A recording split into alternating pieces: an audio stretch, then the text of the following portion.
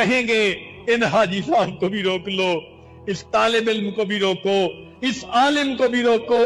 شکل کیا بنائی ہوئی تھی، اصل کچھ اور تھا۔ اللہ ہم پر مہربانی فرما دے، ہم قیامت کے دن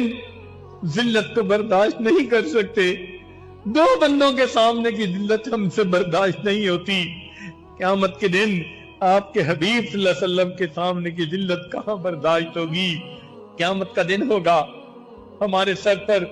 گناہوں کے انبار ہوں گے، اللہ کے سامنے کھڑا ہونا پڑے گا،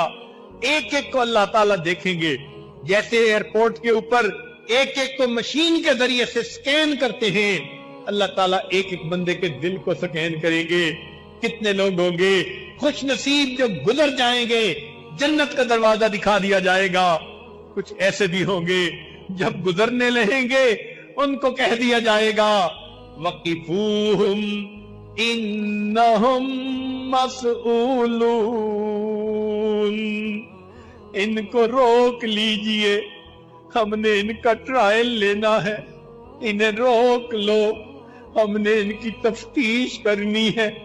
اگر یہ ہمارے بارے میں ہو گیا ہمارا کیا بنے گا؟ کہیں گے ان حاجی صاحب کو بھی روک لو، اس طالب علم کو بھی روکو، اس عالم کو بھی روکو، شکل کیا بنائی ہوئی تھی، اصل کچھ اور تھا، آج درنگی سامنے آ گئی۔